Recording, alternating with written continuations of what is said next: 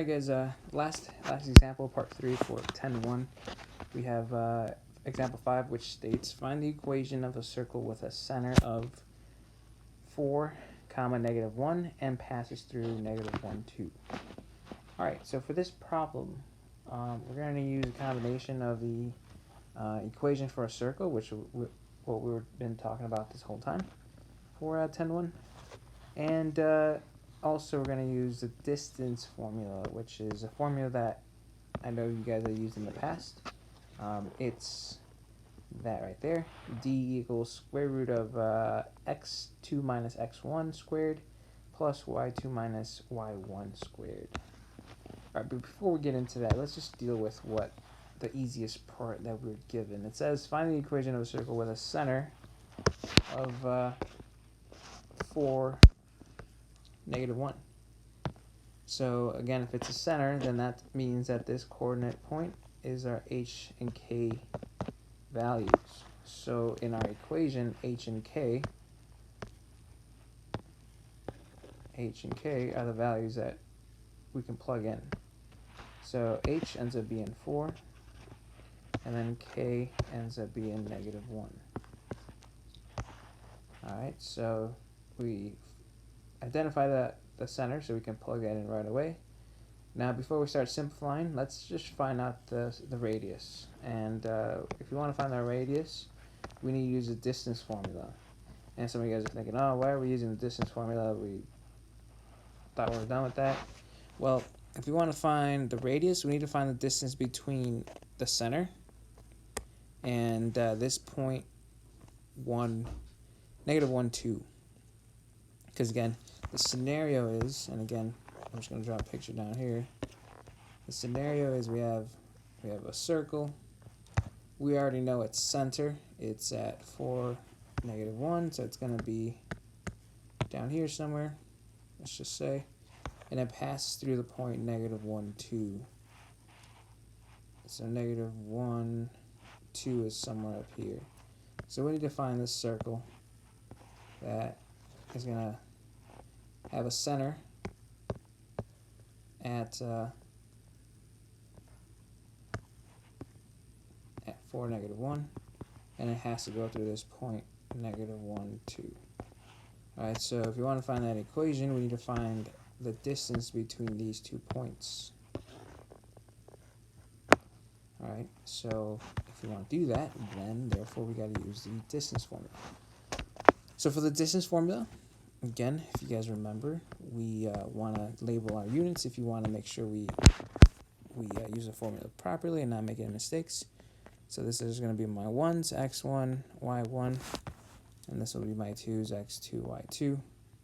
Again, some of you guys can do this without labeling it, which is great, but just make sure you don't make any mistakes. So again, square root of x2 minus x1, and then y2 minus y1. So x2 is negative 1, my x1 is 4, and then my y2 is 2, and then we have minus a negative 1. So now we're going to just simplify this.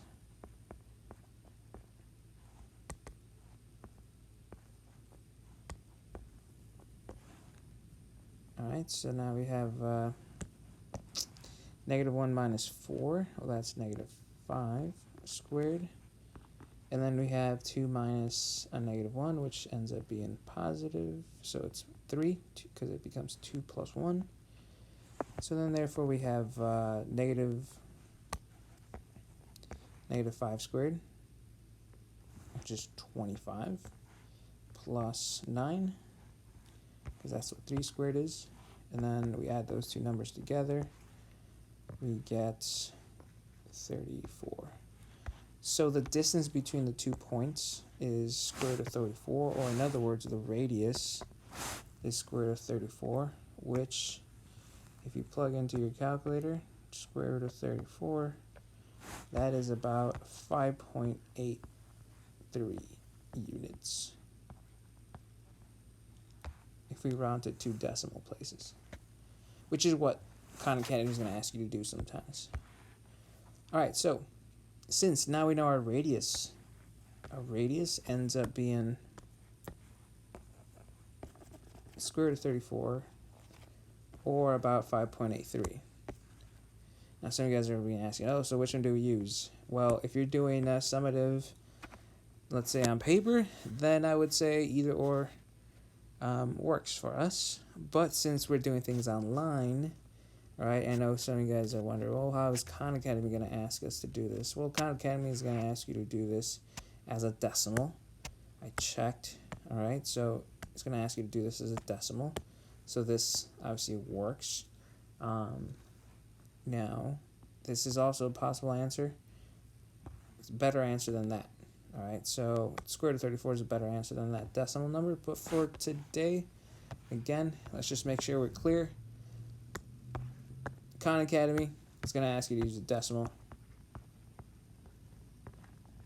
All right, just to wrap up this question, though, I'm going to use the square root because that's just a nicer number, even though I know some of you guys don't think that might be true, but let's just take a look. I'm going to simplify this. I'm going to say that it's x minus 4 squared, and then because you have two negatives, it's going to be x plus 1, and then our radius ends up being square root of 34, which is the number that goes here, square root of 34. Now, why is this a much easier answer to have? Well, let's just take a look. If I rewrite this, because again, we want to simplify this, y plus 1 squared equals, well, square root of 34 squared. I know that some of you guys may know what the answer is, but for those of you guys who don't know, square root of 34 squared is the same thing as saying square root of 34 times square root of 34. Well, that ends up being actually just 34. For those of you guys who know your properties, if you're squaring a square root, essentially those cancel out and you're just left with 34. Now for those of you guys who don't believe me, take your calculator out. Square root of 34 times square root of 34 should just give you 34, and there it is. Alright, so this is your equation of a circle. That's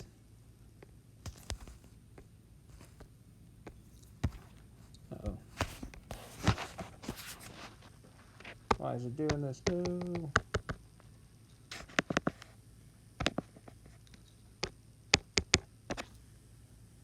Well, anyways, that is the equation of a circle. That again, if it was, I think it was, I can't scroll, but I want to say it was x minus 4 squared plus y plus 1 squared equals 34. And that is the equation of this circle that has a center at 4, negative 1, and it has to go through the point negative 1, 2. Alright, that wraps things up.